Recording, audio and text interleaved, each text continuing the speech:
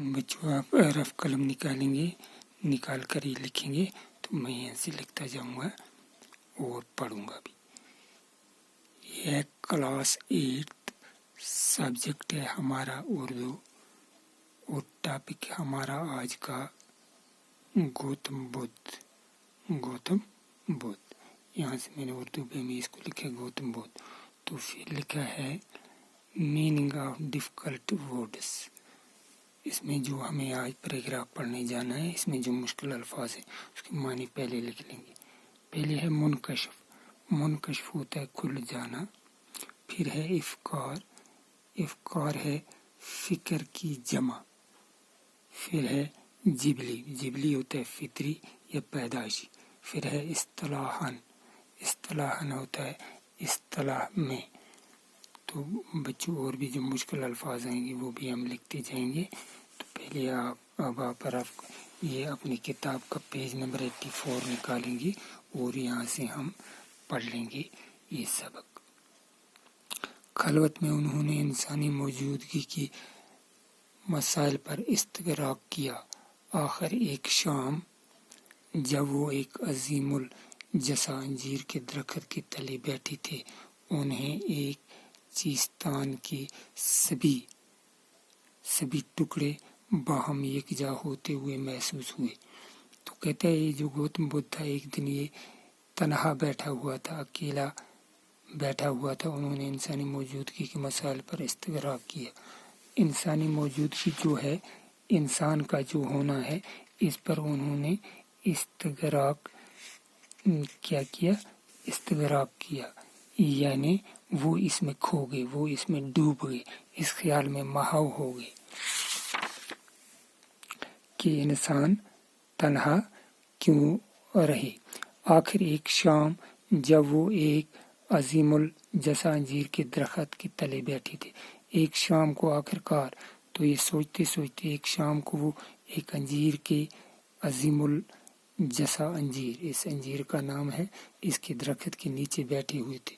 तो उन्हें ये चीस्तान के सभी टुकड़े बाहम यकजा होते हुए नजर आए।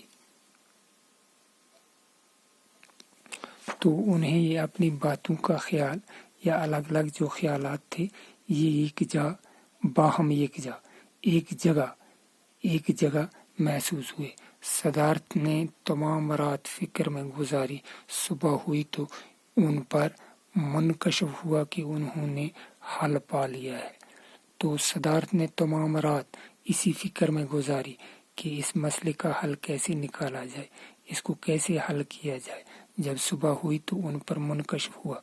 जब सुबह हुई तो उन्हें साफ जाहिर हो गया, खुल गया, उन पर ये बात खुलकर सामने आई कि उन्होंने इस मुश्किल मसले का हल पा लिया है और ये वो अब बुद्ध बन गए। और ये कि वो अब क्या बन गए? बुद्ध बन गए, जिसके मायने एक साहिब बसीरत के हैं। इसके मायने क्या हैं बुद्ध के? कि एक साहिब बसीरत, एक अच्छे और नेक इंसान हैं। तब इनकी उम्र 35 बरस की थी। तो उस वक्त इनकी उम्र कितनी थी बच्चों? 35 साल की थी। जिंदगी के बाकी 45 बरस उन्होंने शुमाली हिंदुस्तान में सफ़र करने में गुजारे। जिंदगी के बाकी जो 45 बरस रहे थे, उन्होंने शुमाली हिंदुस्तान का चलने फिरने और सफ़र करने में गुजारे। वो इन लोगों के सामने अपने ख्यालात का प्रचार करते।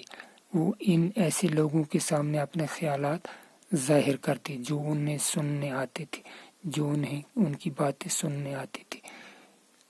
483 कबल मसीह में अपनी वफात के साल तक वो अपने हजारों पैरोकार बना चुके थे।